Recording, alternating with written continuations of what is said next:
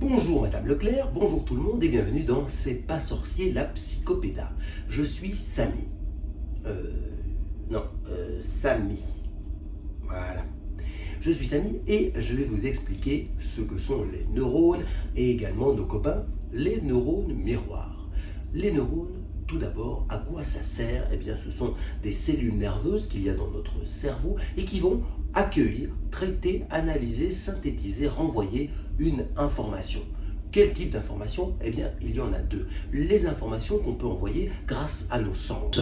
Par la vue, l'odorat, l'ouïe, le goût. Ces informations sont envoyées grâce au système nerveux vers le cerveau. Mais le cerveau peut également recevoir des informations par la pensée.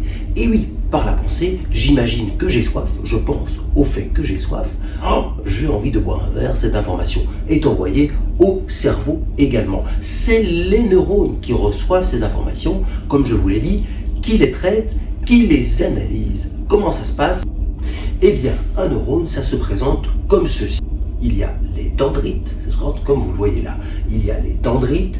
Ce sont des petits arbres, comme ça, des petites branches au-dessus du neurone. Ensuite, il y a le corps cellulaire du neurone. C'est là que sont traitées et analysées les informations et également synthétisées. Ensuite, elles sont renvoyées via l'axone, l'axone qui est le long tunnel qui envoie les informations. Long tunnel recouvert de myéline. La myéline, c'est un petit peu comme la fibre optique, c'est ça qui va aider l'information à aller beaucoup plus vite. Il faut savoir que cette information circule à une vitesse de 100 mètres par seconde.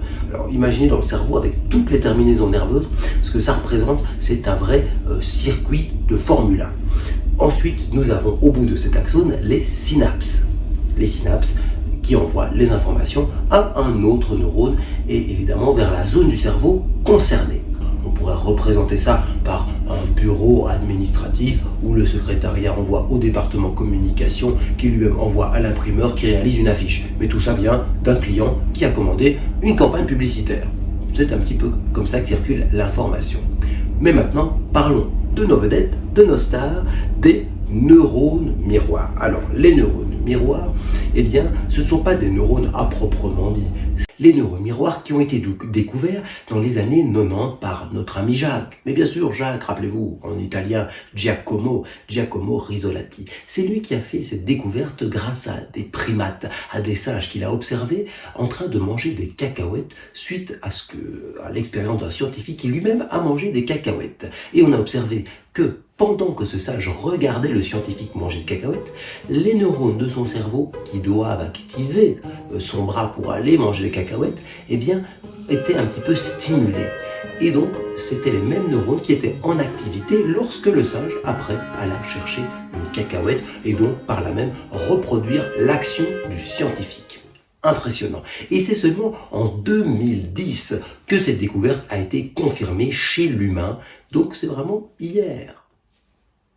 Les neurones miroirs, c'est donc le fait et la fonction que vos neurones ont à se mettre à la place de l'autre, à imaginer si, par exemple, je bâille, votre corps, là maintenant, a peut-être eu envie également de bâiller. Et oui, alors pour un exemple plus concret, chez l'enfant, ces neurones, évidemment, ils sont en construction. Vous avez entendu parler du cerveau primitif, du cerveau archaïque, et puis évidemment du cortex préfrontal, etc., qui domine les émotions, le cerveau limbique. Eh bien, chez l'enfant, tout cela est évidemment, comme on l'a dit, archaïque, pas mature, immature, et donc l'enfant se laisse guider par ses impulsions, par ses observations également. Exemple en image de la fonction miroir des neurones chez le bébé. Qu'est-ce qui va arriver avec toi?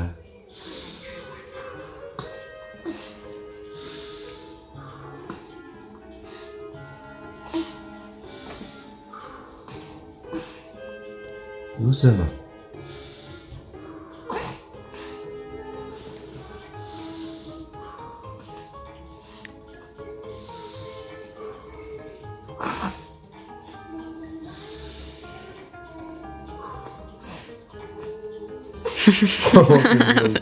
C'est bien, mon cœur, ça fait beaucoup d'exercices pour aujourd'hui. Elle était trop longue la dernière. Oui, parce qu'elle a fait aussi long.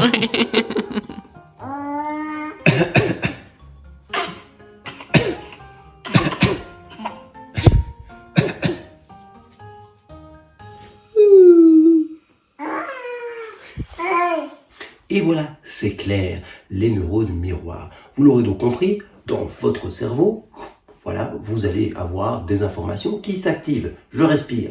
Cette information s'active dans le bon endroit du cerveau qui gère la respiration. L'enfant qui observe l'adulte respirer est stimule la même zone dans son cerveau. Ensuite, il va l'appliquer et envoyer l'information donc de respirer. C'est comme ça que par exemple des enfants dans une classe, il y a un enfant qui demande pour aller aux toilettes. Eh bien, il est fort probable que de nombreux enfants suivent son exemple dans les minutes qui suivent. Ça vous est arrivé ?